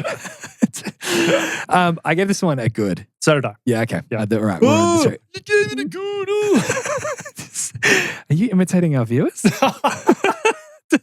That's not very nice. I was imitating our viewers. I'd come after you with the pitchforks. Yeah, because this is clearly not a banging track. No. Like, forget your my name is so strong. I had to check I said that right. For me, the chorus to this is just a bit bland. Doesn't really go where I wanted it to. Well, I went on a bit of an emotional roller coaster with this song. Did you? Yeah, because I was like, feels like even though the energy is rationally still there, like they're doing all the things that should have energy. Yes. It just, the song lacks energy and loses energy compared to even though Forget My Name is slower, this feels like it has way less energy, even though it's doing all the D beats and fast stuff or whatever. I wonder why that is. Because I feel like it's like, you know, sometimes with bands when they come with an idea and they're like, here's the chords, and they go, oh, I'll just put a beat behind it. Oh, I'll just put some melody. And they don't really workshop it more than that. Yeah, okay. It feels like that. And that could be like super offensive because they could be like, we worked on that song for ages. Yeah. But that's how it feels in the end. It feels undercooked compared to the rest of the album. But fair then enough. The next verse, I was like, yes, surprise D beats in second verse. I'm so stoked when I wrote those notes down. And then let you down again. That's the roller coaster. Yeah, that's the thing. It got me back a little bit with that, but I was like, it wasn't enough to drag it higher than good. Then again, a lot of albums at this point, we'd be hitting fines. Like, fine, it's fine. There's nothing great. Yeah. But this is, I do think this is a good song. Yep. I said I would have loved this song when I was a teenager. The chorus is really good. Really? I like the chorus. See, for me, the chorus is that's the bit that's just a little bit. It drags a bit. Yeah. It's kind of bland. It just feels like something that, true. But I think when I was younger and I was just grabbing for any new music, I think if I heard this one, I would have found something in it that I liked. Yeah. I probably would have rated it a great if I was like objective when I was a teenager, you know what I mean? If I knew the rating system, I wouldn't have thought it was a crown, but like I probably would have really liked it. It just sounded like something I'd listened to when I was younger. Yeah, okay. But I just, it didn't grab me this time. I really like the pre-chorus. That bit where they go, everyone has a head up on their shoulders. Oh, yeah. Yeah, that's my favorite part of the song. That's really cool. Yeah, I just feel like it just doesn't carry like the rest. That's also the problem. is that the other songs have so much energy that something like this really stands out. Yeah. Even if that's what's confusing, is that it ticks all the boxes of like, it's got D beats, it's got loud drumming, it's got loud guitar parts, and just doesn't have, the energy is just not there. It goes to show that energy doesn't always like equate with loudness. No. Yeah. Or, Or like the energy is not necessarily the sum of the parts of the song. You just said what I said, but better. Did you note that, or did you notice, sorry, that they parody this song in the joke skits at the end? No? You know how he sings that song in the joke skits that we'll come to at the end of the song? Yeah, about all the toothpicks on the table. Oh, dude, so some that's of that this, stuff is... That's this melody. Yeah, I dude, know. that's right. I heard that thing. I was like, that's one of the tracks, but I couldn't remember which it's this song. one. So because it's everyone has toothpick on their table, everyone has a head up on their shoulders. Yeah. You don't pick it until he sings the second, or like there's the little I thought it was the a variation to the jingle or melody. something. Yeah, that's what I thought at first. And then but that's funny. Alrighty, so The Great Houdini. This was a fine for me. I nearly gave this a fine. Yeah. I can understand that. I gave this a good. There was nothing about this song that really grabbed me. Yeah. I said I don't like the intro to this one. Like it immediately, that's why I nearly gave it a fine, because I was like, I don't like, this is where I'm talking about the melodies dragging. Like, oh, dressed up and nowhere to go. Na, na, na, na, na. It just feels really like irritating to me. Yeah, right. I'd usually, and because of that, of this song, I usually would skip this song because when I heard that intro, I was like, that song's not for me. So when I was younger, even if I did feel adventurous on some, special nights, I might go through and listen to a couple extra tracks. I would skip past this because I just did not like the intro. So I expected to not like it, but after a while, I was like, it's got a great chorus. The pre-chorus of building up to the "Did you ever?" Dun, dun, dun. I was like, that's actually like it's a cool thing. So it pulled it up from fine for me. Okay, you gave it good. Yeah, cool. I did like in the second verse where it cuts back to just like the kick drum with the palm muted guitar and that vocal line. Yeah. Which I thought was just a bit not what I was expecting. Yeah. I liked that. I said great chorus, but I don't know if I can get past the verses. The drone singing with like palm muted descending guitar parts just saps more energy out. Does it? Like it just feels more like if the guitar part was a bit different and the chord progression wasn't just going backward like down with palm muted like chuggy sounds. It just, to me, all of it just sucks the energy out for me personally. Yeah. Okay. But I don't love this one. But I do think it's a great bridge. Yes. Yeah. Okay. Yeah. I can't actually remember the bridge off the top of my head. Yeah. Neither. But I just wrote down this.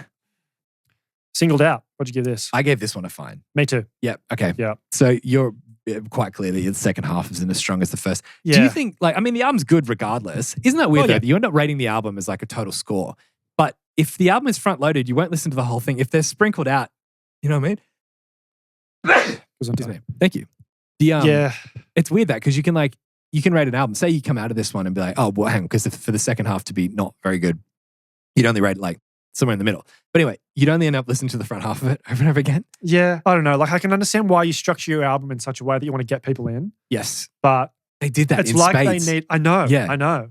And like the first half of this album is as good as pretty much any first half of an album you'll find ever. Maybe they should have taken one or two of those tracks and like just put them a little bit further down or something like that. J.R. Smith, the NBA player, they're like, if you just watched his highlight reel, you think he's the greatest player of all time. Yeah. It's like, if you just listen to the first 5 songs of this, you're like, is this the greatest album ever made? It's so good. Yeah. It was really interesting because I don't feel like this song grabbed me like the others.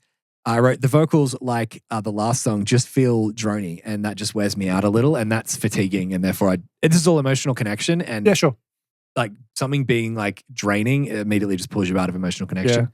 I quite like the chorus to the song, but for me the verses and the bridge I didn't like, and in particular when the screams come in, it loses me. Yeah, I think that's that thing that was popular at the time is like taking your external influences and trying to make it work in the song. And I've got a note here that you can hear the hardcore influence and it was like New Found Glory were hardcore. Fall Out Boy were like emo, screamo. Like that was their side influence. I'm talking about side influences here. Yeah. And Sum 41 were metal. And I wrote, in this era, I think Sum 41 easily implemented their external influence the best. It was not unnecessary or shoehorned at all. But like on that first Fall Out Boy album, isn't there a song where like there's just shoehorned screams in it? And this feels like a shoehorned hardcore section for no reason. Well, I feel like it's a shoehorned screaming section because I would actually say that Newfound do a really good job of leaning into their hardcore influences instrumentally and like rhythmically. Yeah. But more like, I think it's just the screaming part of this that I don't like. Yeah. I was saying in this era, I feel like they brought that in. But I guess you're right because they do it more subtly and that's what makes them their sound. You're 100% right about that. I'm talking more so like the very obvious part. You know what I mean? Okay. Like screaming or like a breakdown, do you mean? Breakdowns, They do some breakdowns though that I feel like do blend really well with punk. Especially on Catalyst.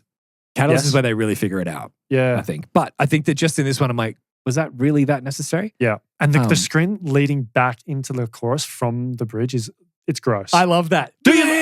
Whatever he does. It's like full, that is legit like, well, if I've gone this hardcore, I may as well just do a big like hardcore black scream. Yeah, not for me. It's so funny. That is funny.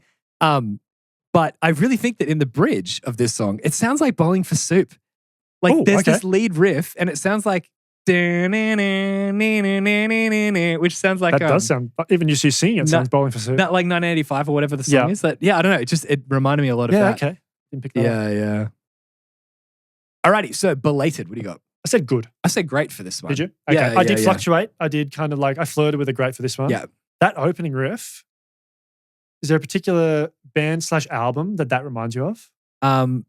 / song in particular even, but that might be getting too specific. Right. I said I love how this one starts and goes into the verse. I don't have any notes here about what it sounds like. For me, that intro riff, it makes me think of Dude Ranch or Blink. Yeah. Like the guitar tone. Yeah. And even like the type of riff. It's very like waggy. Like Yeah, definitely. That's a good pick. Real like nostalgia vibes for me. I really like that. Yeah, that's cool. It's good. I said, I like how this one starts and goes into the verse. It reminds me of old New Found Glory, like Nothing Gold Can Stay New Found Glory. Yeah, okay. This sounds like old them to me. I really like this chorus too. I could understand this being a good song. It has almost all of the markings of one. So I can understand you gave it a good, right? I did, yeah. Yeah, so I can understand it being a good song, but it just grabs me in some way. So I was like, I think it's great. Yeah, cool. I love how the melodies move in this song. Oh, really? Yeah. That's interesting. Because I was going to say this is the song where, what I was saying before, where sometimes the melody feels a little bit like meandering. Like it's kind of like he's tried to like shoehorn it over the lyrics, where he's like reading out the lyrics. It's like, I'm going to come up with a melody while I'm just reading over these. That's a good way to put it, actually. It's funny because I think this has all the markings of a good song, in my opinion, but there's just something about it. I'm like, whatever I like, it does a little bit of that. And I'm like, ooh, I like that. Yeah, cool. Yeah. So I totally get this. It's filler, which for anyone listening, that's not a negative term. Like you've got hits and you've got filler. You need to have good filler. And it is a good song. And you can't have an album full of hits. Like it just doesn't work. Like you need to have these things. And yeah, it's a good song regardless. But as far as filler goes, I think it's great. There's something in it that I'm like, I really personally like something in it. Yes. I don't know exactly what it is, but I just think I just like how the melodies move. But I know what you mean about fitting lyrics into, because maybe that's the thing. If you don't write the lyrics, you might not feel like, I mean, I write my own lyrics. I can just be like, cut it, change this part and make this work. But then I'll be like, I've got to make what's being given to me work. I've always found that a bit strange when I found out that he doesn't write the lyrics. I just assume that. Yeah. Maybe he writes some of them. But, maybe. But like, it's just a bit. It's an interesting approach. I agree. Yeah. I really like the bridge to this song. Yeah. And really cool how the way they end it.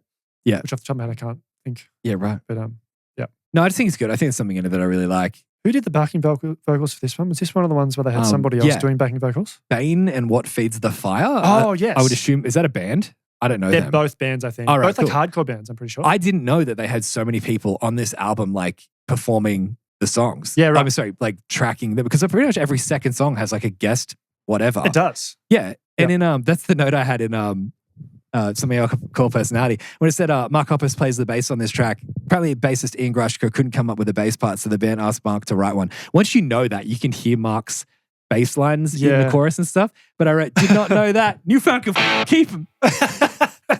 Maybe that's what that refers to. I thought that was because he played live with them. Yeah, that's true. Some girls are crazy.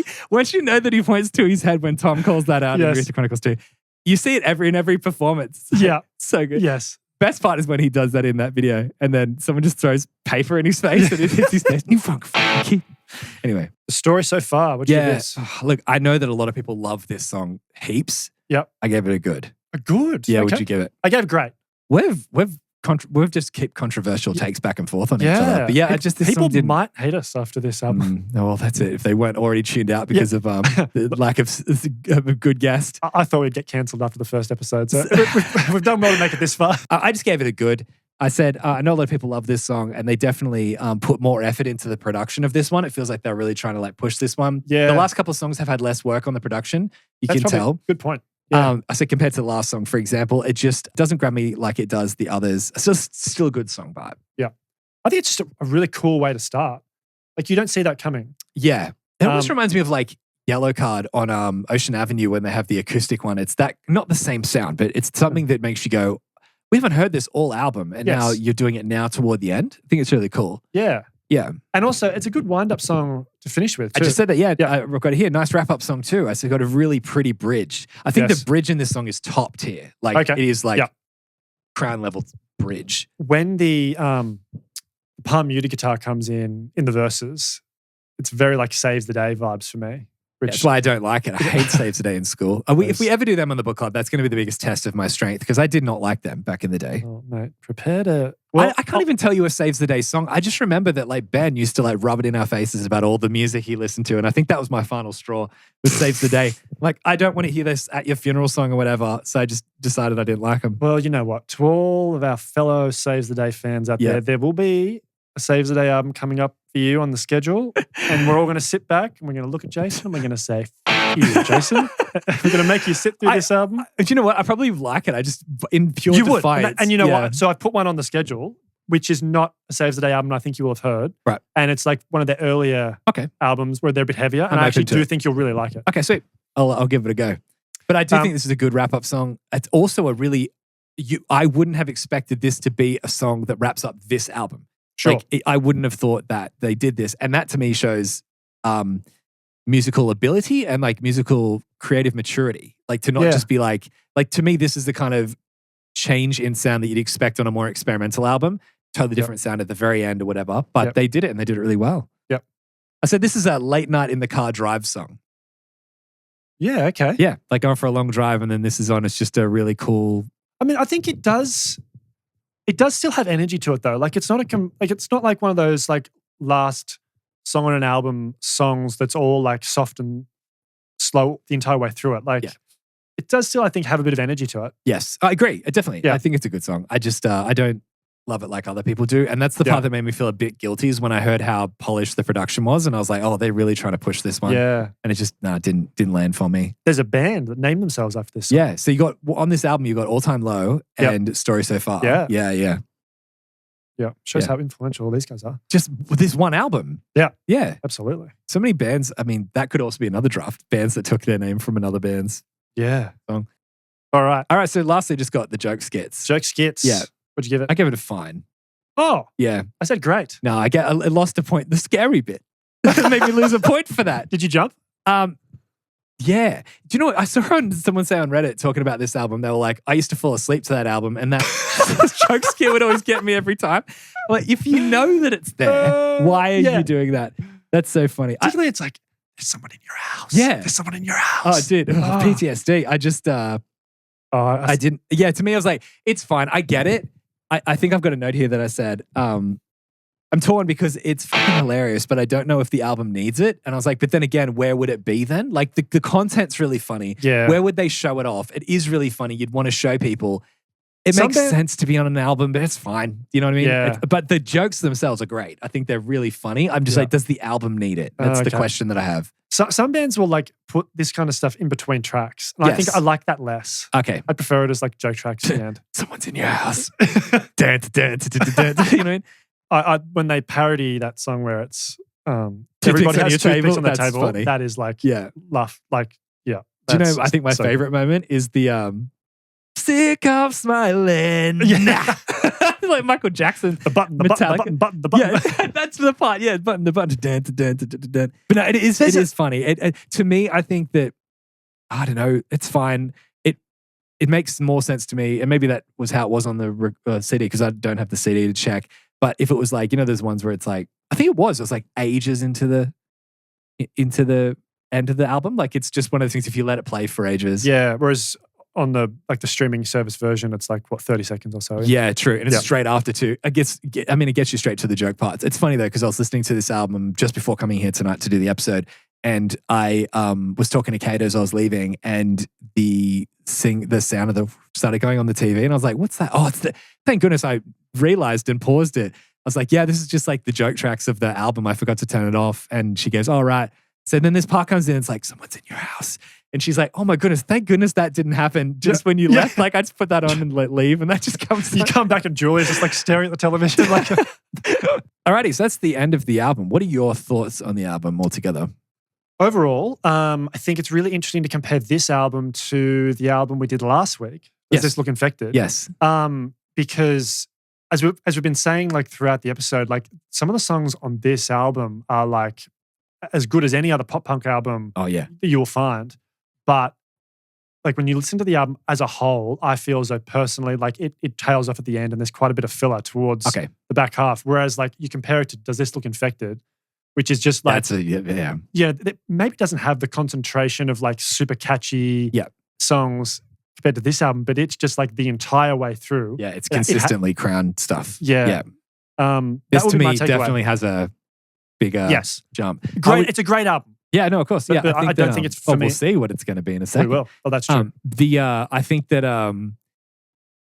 Does This Look Infected is just so solid. It's almost like the whole album is one song. It's got that, like Define the Great Land by Under Oath. It's like the same song the whole way through, and it's so consistent because of that. In a good way. Yeah, absolutely, 100%. Because it's like, it's really weird that when you say things like songs remind you of other songs, to me that just shows the creative vision is like transferring and bleeding through other songs as well. It's not like, oh, you didn't have creativity there. Yeah. So I think that Does This Look Infected does that really well. So what's your baguette then? My baguette? Well, we got a baguette right now. My baguette for me is meant to say, I'm feeling this. I'm feeling this. Oh, there we go. I'm going with for me, I'm just gonna say it's My Friends Over You and just how memorable that song is and how like up there that song is as far as like pop punk and what it did for the genre. Yeah. Brought a lot of people in, and it's really weird that because I think My Friends Over You is a really good, like it's interesting when you talk to people who don't really know pop punk and they mention songs. If they're mentioning like I Miss You and songs like that, you're like, okay, like that's the kind of exposure you've had. You're at that level. Or they mention like a Paramore song or something. True, yeah. But when people say My Friends Over You, it's like, oh, you kind of get it. Like it's kind of a gatekeepy song in a weird way. I get that. I said like, my baguette personally is I said, believe it or not, I had never really thoroughly listened to this album when I was younger. I just listened to one song over and over again. But this is the thing is that, until about 10 years ago, that's when I first started listening to this album properly. So I hadn't thoroughly listened to this album until probably 10 years ago. So when you were 10? And it feels like time's gone that quick. But in doing so, I found two of my favorite songs ever. Yeah. So I found Understatement and Something I Call Personality by actually listening through to the album, which excites me for the rest of the book club because I reckon there's going to be albums that maybe like Saves the Day, for example. I never gave them a chance. Now I give them a chance. Bam, I found some of my favorite songs ever. Like that's exciting to me. And that's why we're going to keep digging, you know what I mean? Keep digging through to find the diamonds. I found Morbid Stuff by Pup and then someone stole it from me in a draft and crushed all my dreams. Yeah. All right, so what's your rating? What'd you give this one? 4.8. Okay. Right, so that is a good album. No, great. You're in the 4.75, 4.76 upwards category. So it's a great album for you, but like a low grade. That's good. Yeah. Just for like a little bit of like clarification. I said last week for you that you rated a 5.75, I think, for Does This Look Infected? And I said that's a Crown album. Technically, it's not. It's 0.01 under. Yeah. It needs to be 5.76 and above. So that's the highest form of great you can get. So just a little bit of clarity I feel like I've undersold that one. By 0.01. When it's that close, we might have to should have round up. Yeah, but carry the 3. I forgot to carry the 3. We might have to like reassess the rating boundaries because it doesn't feel right to rate them that hard and it not make a Hall of Fame. No, but anyway, no. It's a conversation flavor. It's an imperfect science. Let's be honest. I gave this as a 5.07. 5.07. Yeah. Okay, so we're not that far apart, are we? No, not really. You go to 4.8, right? Yeah. Yeah, so that's not that far apart. That's like one, maybe you gave something one higher. Like if you didn't rate, Forget My Name as like low, it would have been up in the 5s. But that's good. I mean, that's a great album in my opinion. Yep. And by my ratings, it supports that. It is a great album. Very good. Yeah. All right. Well, thanks so much for listening, and thanks for being a part of this episode. If you want to be a part of next week's episode, you absolutely can. You can go to poppunkbookclub.com. We put all the rating guides up there. It's all free, by the way. You can pick up the album. The album rating guide, not the album itself. Can't do that legally. But you can listen to the album, fill out the rating guide, and meet with us next week because next week's episode is what have we got? Drum roll. Or something. We don't have a guest to do it. How sad. Greg. He's not going to do shit. I'll do it. Let me do one for once. All right. Oh, wait. Yeah. No. Yep. You do. I just wanted to see how long you could. Just a bit of George of the Jungle. Just hurry up and say it. Self-titled / untitled Blink-182 album. Blink-182. Oh, yeah. There we go. Do you know how much that album affected us? the color scheme of this entire podcast. And it's interesting too, because of all the Blink albums, we've chosen to do that one first. Yes. But I think you'll understand why when we do that album. Yeah. It came at a particularly, how should we put it? Pivotal time poignant, for us. Important, emotional time for us as young teenagers. Yeah. We've also got to save some of the Blink albums for later on. I mean, we can't. You can't have them all at once. But anyway, thanks so much for listening. By the way, we are still so getting started with this. And if the fact that if you're listening right now and you didn't go, I was only here for Steve-O, thank you from the bottom of our hearts. It's so cool to have you here as part of the book club. We're going to try to get something set up soon enough for everyone to kind of hang out in together and put our ratings in and chat about it and stuff. So we will get on to that. But thanks so much for listening. If you have any questions or anything like that, or if you want to send us what your thoughts are, please do reach out to us and let us know where we were right, where we were wrong. I guarantee there's stuff that people disagree with what was said here. So we want to hear it so we can play it on the show. It's funnier if you send a voice memo because we probably ought to play it on the show somehow. So please do send them through. You can email us at podcast@poppunkbookclub.com. or any social media account is just @poppunkbookclub. Send it through there. But anyway, thank you so much for listening, and we'll see you next week for Blink-182.